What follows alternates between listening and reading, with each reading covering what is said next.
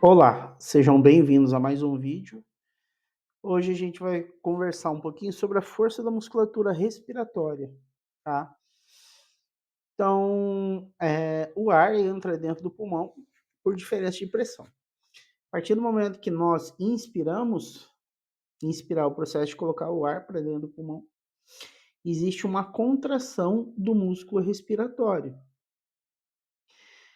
A partir dessa contração, é gerado dentro do pulmão o que a gente chama de pressão negativa. O que significa pressão negativa? Pressão negativa que falar de uma linguagem de uma forma bem simples aqui, para que todo mundo tenha acesso, né? Então, eventualmente, profissionais já com grau avançado de conhecimento, aí vai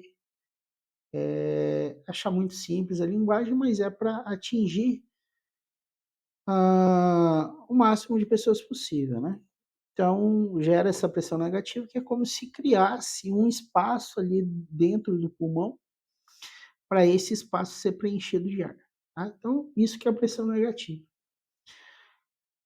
E como eu falei há pouco, essa pressão negativa é gerada em cima de contração do músculo respiratório. Então, ao contrário do que algumas pessoas que eu já convivi na minha carreira profissional pensam, e até mesmo o contrário do que muitas pessoas que já fizeram comentário aqui no canal, o músculo, para ter respiração, para se respirar, é necessário ter força. Porque a respiração, o processo de gerar ar, gerar fluxo de ar, ele requer contração de muscular.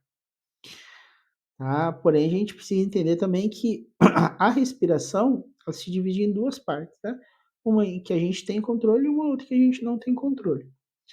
É claro que naquela respiração ali, né, que é uma que é a que a gente não tem controle, que é uma respiração autônoma, digamos assim, para isso não precisa necessariamente força, tá certo? Então só uma breve explicação aí desse processo aí de força muscular respiratória, do que eu já vivi na minha carreira profissional e do que eu já vivi aqui de haters, pessoas que colocaram até uns comentários um pouco ofensivos no que diz respeito a esse conhecimento de força muscular respiratória. Então, a força muscular respiratória, tá? Para a gente poder ter um entendimento dela, a gente precisa primeiro avaliar, tá? O processo de avaliação é o processo mais importante da fisioterapia respiratória. Avaliar se consiste em conhecer a pessoa que a gente vai atender. E nesse contexto aí, a gente tem que ter um conhecimento da qualidade do músculo respiratório desse paciente. E para avaliar, hoje o que eu mais uso é uma grandeza chamada S-Index, tá? Ela é uma forma de avaliação sem resistência e de fácil aplicação, tá? Então, você consegue aplicar em qualquer tipo de pessoa. Claro que tem que ter o mínimo de cognitivo aí, né? E tem que ter algumas orientações prévias.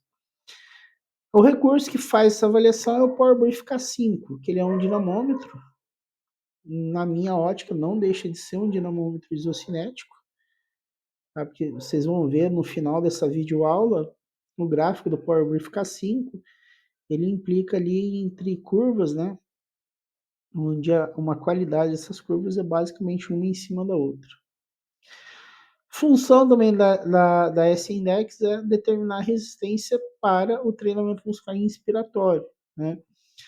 Então, a determinação ideal da carga do Power Brief, em que grau você vai usar o Power Brief, depende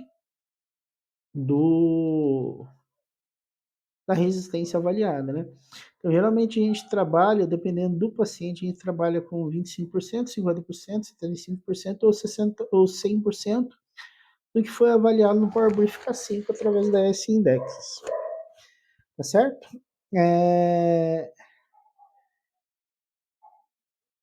Então, essa avaliação aí com S-Index do Power Brief K5, ela é uma avaliação de melhor adaptação, tá, do que a avaliação tradicional do que a gente conhece, que é a PI Max. A PI Max é uma avaliação onde a gente tem um reloginho, que é esse daqui, tá? Então, isso daqui é um manômetro. Se eu puxo o ar no manômetro, eu faço a avaliação. Mas a gente tem que sustentar por um certo tempo aí a inspiração nesse manômetro, tá? O que causa uma dificuldade na avaliação. Dificuldade essa que não é bem assim que a gente respira, né? A gente não sustenta o ar. Então, no meu entendimento, não é uma avaliação tão funcional quanto a S-Index. A S-Index é uma avaliação mais funcional. Aí por que, que a PI Max não é tão funcional? Por causa disso que eu acabei de falar, né? Esse index ela requer uma sustentação. O paciente ou o atleta ele tem que sustentar a inspiração para a gente poder calcular o valor da PI Max. A S-Index ela é mais funcional porque ela é dinâmica e mais fisiológica. Por que mais fisiológica? Porque ninguém respira, né, sustentando a inspiração. A gente não faz essa inspiração sustentada no dia a dia. Existe até algumas manobras e alguns exercícios da fisioterapia respiratória, que a gente chama de cinesioterapia, que tem essa sustentação, como por exemplo, em inspiração máxima sustentada. Mas, no geral, a gente não respira mantendo uma sustentação da inspiração, por isso que ela não é fisiológica.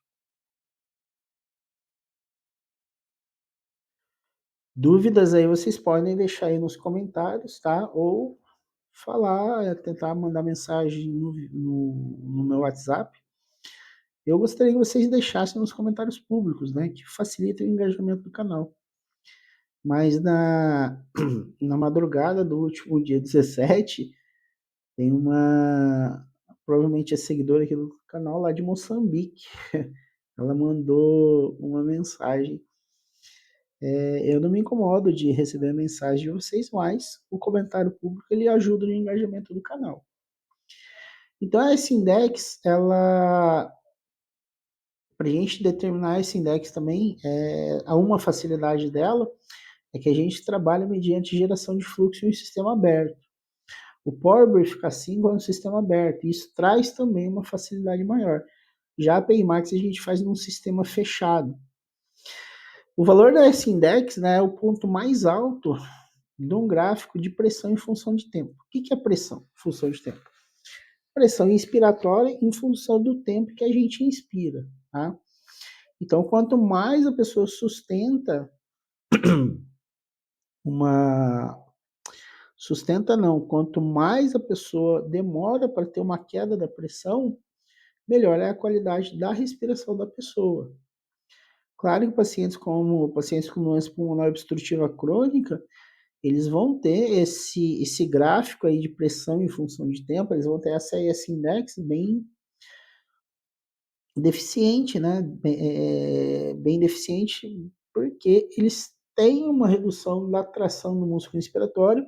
Os pacientes com doença pulmonar obstrutiva crônica tendem a ter uma redução dessa força e, consequentemente, eles não conseguem sustentar uma pressão ao longo de uma inspiração completa.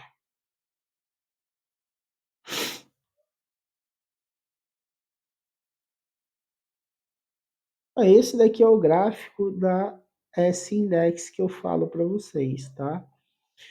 Então, esse daqui já é de um paciente relativamente treinado, tá? Eu atendi esse paciente no ano de 2021 para 2022. Isso daqui já é depois de 3 meses de atendimento. Então, aqui no eixo vertical é a pressão. Dá até para vocês verem ali S-index em centímetros de água. Isso é a unidade de pressão, tá, pessoal? E observem que as linhas aí, esses gráficos, tá? Cada linha dessa simboliza uma inspiração do paciente. Elas estão bem congruentes, tá? Isso significa o quê? Que esse paciente ele teve uma homogeneidade na na pressão ao longo do tempo da inspiração dele, tá? Uma inspiração ali que durou aproximadamente 6 segundos, que a gente vê aqui no gráfico de baixo, que é tem um gráfico na vertical e o gráfico na horizontal. O tempo a gente analisa ali no gráfico na horizontal. Então, esse é um paciente que ele manteve uma qualidade aí da geração de pressão em função do tempo da inspiração dele, tá? Essa é uma das formas que a gente avalia a força muscular inspiratória. A outra, como eu falei para vocês, é a PEIMAX. Eu, particularmente, já faz muito tempo que eu não uso a PEIMAX, né? Por causa dessas questões aí que eu falei para vocês, dela não ser uma grandeza tão fisiológica. Eu acho, existe uma aplicação muito grande aí da PEIMAX em algumas avaliações que o profissional médico precisa, né, para ele fechar o diagnóstico dele. Mas aqui no nosso contexto, para a gente pensar principalmente em prescrição da carga do Power Brief, pensar em prescrição da carga do treinamento muscular inspiratória, para mim, é, sem sombra de dúvida, é esse index. As vantagens que eu falei para vocês são essas, né? Então, ela é mais fisiológica, ela tem uma fidedignidade maior. O protocolo que eu trabalho aqui são com 30 respirações, tá? Então, daí o software ele traz essa média dessas 30 e é o valor ali que eu vou tirar por parâmetro para adotar se vai ser 25%, 50%, qual que é a porcentagem desse index que eu vou prescrever para o paciente. É de fácil aplicação, né? Agora, sim, alguns materiais eu vejo aí que ela é uma forma de avaliação de baixo custo. Aí, nesse aspecto, eu já discordo um pouco desses materiais que falam que é de baixo custo. Porque para você fazer uma avaliação dessa com o Power Brief, só pode ser com o Power Brief K5, que é o único aparelho no mundo que faz a avaliação da S-Index. Aí você precisa desembolsar um recurso que vai dar algo em torno de R$ 12.000. Então, R$ 12.000 não é um recurso baixo, é um recurso alto.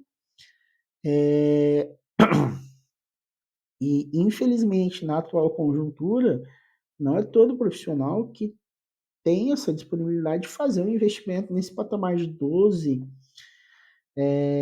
mil, 10 mil, R$ 12.000 que seja. Aqui em Curitiba, eu particularmente trabalho com parcerias, então os colegas que trabalham com o Power Brief ou Trichode ou qualquer outro aparelho de treinamento muscular inspiratório de carga linear, eles encaminham para mim, eu faço a avaliação e devolvo o paciente, né, para ele adotar a conduta dele. Então ele vem, encaminha o paciente para mim, eu avalio. Após essa avaliação, eu emito o laudo para o paciente, para o colega, fisioterapeuta que eu fiz essa avaliação, e a gente senta e conversa também sobre algumas estratégias aí, ver até que ponto eu posso ajudar na evolução do paciente. Mas os meus pacientes eu trabalho com o Power Brief K5 já, os colegas daqui da região a gente trabalha nesse nível de parceria aí. Por que eu ofereço isso? Para poder avaliar o paciente do colega e, é claro, por questões éticas, devolver o paciente para o colega para ele conduzir.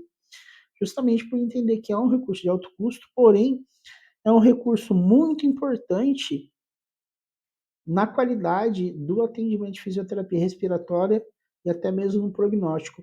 Quando a gente consegue avaliar o paciente com Power Brief K5 e prescrever a carga, os resultados são bem melhores. Tá? Então, nisso daí, quem ganha é todo mundo. Né? Quem ganha sou eu, que acabo oferecendo esse serviço de avaliação. Quem ganha é o colega, que consegue ofertar para o paciente uma assertividade maior no trabalho que ele está oferecendo para o paciente. E o paciente, né, que acaba recebendo uma qualidade maior também. Tá certo? Se você tiver alguma dúvida aí, quiser entender um pouco melhor, deixe aí nos comentários públicos ou entre em contato comigo. Esse era o vídeo de hoje. Aguardo vocês. Até o próximo vídeo. Não se esqueça de deixar o joinha e compartilhar o vídeo com o máximo de pessoas possíveis.